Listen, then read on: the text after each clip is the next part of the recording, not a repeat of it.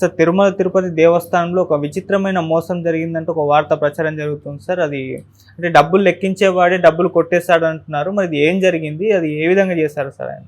మామూలుగా సినిమాలో మాత్రమే చూస్తాం ఇలాంటిది. ఇట్లాంటిది ఇప్పుడు తిరుమలలో జరిగింది. మామూలుగా అయితే మన అందరికీ వచ్చే డౌట్ ఏంది, డబ్బులు ఎంచేవాడు వాడు కొన్ని బంగారు కాయలు తినేసి వెళ్తాడేమో, లేకపోతే ఎక్కడన్నా దోపుకొని వెళ్తాడేమో అనుకుంటాం. కానీ ఇవాళ ఉన్న టెక్నాలజీకి వాళ్ళందరినీ చెక్ చేస్తారులే, ఎక్కడున్నా కడుపులో ఉన్నా కూడా కనిపెట్టచ్చు, కాబట్టి సాధ్యం కాదు అనేది కూడా అందరూ అనుకుంటారు. కానీ ఒక అతను సాధ్యం చేసి చూపించాడు. దాదాపు 100 కోట్ల పైన అతను ఈ పరకామని అంటారు దాన్ని, పరకామంలో డబ్బులు ఎంచే వ్యక్తి. అతను 20 ఏళ్ళుగా పనిచేస్తున్నాడు. 20 ఏళ్లలో అతను 100 కోట్లు తీసుకెళ్ళగలిగాడు ఇక్కడి నుంచి. ఇది ఎలా సాధ్యం అనేది ఇవాళ షాకింగ్ అనమాట. ఆనం వివేకానంద రెడ్డి దేవాదాయ శాఖ మంత్రి, ఆయన అసెంబ్లీలోనే మొత్తం కథ అంతా కూడా చెప్పాడు. సో ఇది ఇప్పుడు అందరినీ షాక్కు గురి చేస్తుంది. ముఖ్యంగా భక్తులకి ఈ కథ వింటే భయం వేస్తుంది. ఇట్లా ఉంటుందా? మనం ఎంతో భక్తితో పవిత్రతతో వేస్తారు. చాలామంది పాపం ఈ డబ్బులు సేవ్ చేసుకుంటారు, అనేక ఇబ్బందులు పడి సేవ్ చేసుకొని ఉండిలేస్తారు. పేద ప్రజలు డబ్బు ఉండేవాడు ఎలాగో వాళ్ళకి ఇబ్బంది లేదు. లేనివాళ్ళు కూడా అనేక కష్టాలు పడి 1 year 2 years సేవ్ చేసుకొని ఆ డబ్బులు తీసుకెళ్ళి అక్కడ వేస్తారు. ఎందుకంటే ఆయన పేరే వడ్డీ కాసులు కదా. సో అక్కడ డబ్బులు వేయడం అనేది ఆనవాయితీ. అట్లాగే విదేశీ భక్తులు కూడా చాలామంది వస్తారు. వాళ్ళు విదేశీ కరెన్సీలోనే వేసేసి వెళ్ళిపోతారు. సో డాలర్స్ కావచ్చు, వేరే దేశాల కరెన్సీ వాళ్ళు ఏమి తెచ్చుకుంటారో అవే కరెన్సీని వేసేస్తారు వాళ్ళు. ఎందుకంటే దాన్ని ఎక్స్చేంజ్ చేసి దానికి మళ్ళీ డబ్బులు కట్టి వ్యవహారం ఎందుకని అదే కరెన్సీలు వేసేస్తారు. అలా విదేశీ కరెన్సీ పుష్కలంగా ఉంటుంది. ఈ డబ్బులు ఎంచే ఇది ఒక సంస్థకి ఇచ్చింది టీటీడీ. అదేంటంటే పెరియ జీయర్ స్వామి అంటారు. పెరియ జీయర్ అంటే పెద్ద జీయర్, చిన్న జీయర్ పెద్ద జీయర్ అని అట్లాగా తమిళనాడు పదం, అది తమిళ పదం. పెరియ జీయర్ మఠం వాళ్ళకి ఇచ్చారు. ఈ పెరియ జీయర్ మఠం వాళ్ళు ఎప్పటి నుంచో ఆ డబ్బులు ఎక్స్పర్టైజ్ సాధించారు. అట్లా చెన్నైకి చెందిన రవికుమార్ అనే అతను ఈ పెరియ జీయర్ మఠంలో ఉంటాడు. తను 20 ఏళ్ళ నుంచి ఈ పరకంలో పనిచేస్తున్నాడు. ఇతన్నంతా ఎప్పుడు ఈ పెరియ జీయర్ బ్యాచ్ని ఎప్పుడు కూడా చెక్ చేయడం లేదంట. ఇది మనకు తెలియదు. మరి చెక్ చేయకుండా ఏం చేస్తున్నారు? డబ్బులు ఇచ్చేవాడిని ఎవడైనా చెక్ చేస్తారు కదా, ఎందుకంటే ఆ డబ్బులు ఏదో రూపంలో తీసుకెళ్తారు. చెక్ చేయడం లేదంట. అంటే మామూలుగా ఏదో అట్లా చెక్ చేసి వదిలేస్తున్నారా, లేకపోతే అసలే చెక్ చేయడం లేదా అని తెలీదు. చెక్ చేయడం లేదని ఆయన చెప్తున్నారు. చెక్ చేయడం లేదు. అయితే క్యాజువల్గా మొన్న విజిలెన్స్ అండ్ ఎన్ఫోర్స్మెంట్ డిపార్ట్మెంట్ వాళ్ళు చెక్ చేశారు ఈ రవికుమార్ని. వాళ్ళు క్షుణ్ణంగా చెక్ చేశారు బాడీ అంతా. చేస్తే మలద్వారం దగ్గర ఒక ప్రత్యేకమైన రంధ్రమే క్రియేట్ చేసుకున్నాడు ఈయన, సర్జరీ చేసి. చెన్నైలో హాస్పిటల్లో సర్జరీ చేసుకొని డబ్బులు పెట్టుకోవడానికి అక్కడ ఏర్పాటు చేసుకున్నాడంట సర్జరీ చేసి. మరి అది ఎలాంటి సర్జరీనో తెలియదు. చేసి డాలర్లు తీసుకెళ్తున్నాడు, డాలర్లు ఇతర విదేశీ కరెన్సీలు తీసుకెళ్తున్నాడు. అవి దొరికాయి ఆయన మలద్వారం దగ్గర. అది చూసి షాక్ అయ్యారంట వాళ్ళు. షాక్ అయ్యి ఇంకా అతన్ని పోలీసులకు అప్పగించారు. సిఐ అతన్ని ఇంట్రాగేట్ చేశాడు. చేస్తే మొత్తంగా వాళ్ళ ఎంక్వైరీలో బయటపడింది ఏంటంటే, ఇన్వెస్టిగేషన్లో 100 కోట్ల వరకు ఇతను ఇప్పటివరకు దొంగిలించుకొని వెళ్ళాడు. సో అతని బ్యాంక్ అకౌంట్స్, అతని ఆస్తులు మొత్తం చూస్తే 100 కోట్ల వరకు ఉందని వాళ్ళు ఒక అంచనాకు ఇచ్చారు ఇన్వెస్టిగేషన్ అంతా చేసినాక. సో ఇప్పుడు ఈ 100 కోట్లు ఎలా ఇప్పించాలి?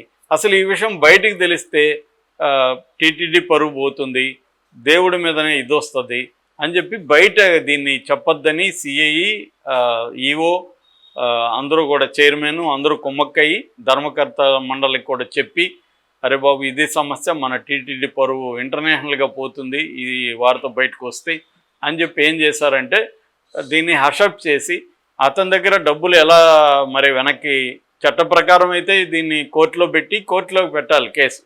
కానీ కోర్టులో పెట్టకుండా ఈ డబ్బులు వెనక్కి తీసుకోవాలా, ఎలా తీసుకోవాలనుకున్నప్పుడు వీళ్ళు ఒక ప్లాన్ వేస్తారు. అదేంటంటే ఆ డబ్బుల్ని విరాళంగా తీసుకున్నారు, అతను విరాళం ఇచ్చినట్టు. సో వాడు డబ్బులు దొంగిలించి మళ్ళీ వాడి దగ్గర విరాళం. ఇది ఎంత బ్యూటిఫుల్ ఐడియా చూడండి. సో ఆ విరాళంగా అతను మళ్ళీ వీళ్ళకి టీటీడీ వాళ్ళకి ఆ డబ్బులు ఇచ్చాడంట. ఇది జరిగింది. ఇతని మీద ఏ రకమైన పనిష్మెంట్ లేదు అనేది ఇప్పుడు బయటకు వచ్చింది. అది కూడా ఈయన ఆనం వివేకానంద రెడ్డి చెప్తే బయటికి జనాలకు తెలిసింది.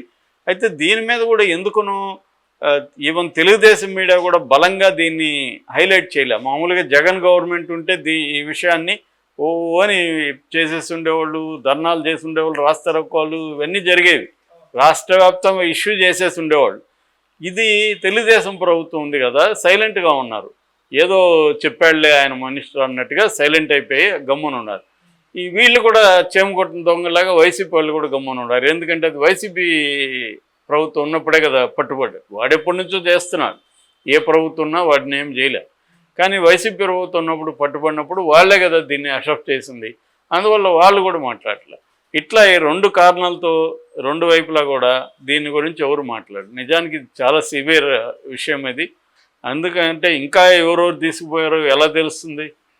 వీడంటే దొరికాడు, దొరికితేనే దొంగ అంటారు కదా. నిజంగానే 100 కోట్లు తీసుకుపోయాడా, 100 కోట్లే అని నమ్మించాడా వెళ్ళి?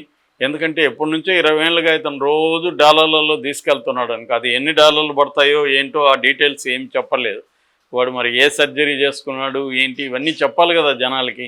ప్రజల డబ్బులు లక్షలాది కోట్లాది మంది అక్కడ డబ్బులు వేస్తారు. సో మన డబ్బులు ఇలాగ మలద్వారం గుండా బయటకు వెళ్ళిపోతున్నాయంటే ఎలా ఉంటుంది, ఎంత నీచంగా ఉంటుంది జనాలకి, భక్తులకి. సో ఇది జరిగింది. ఇది షాకింగ్గా ఉంది.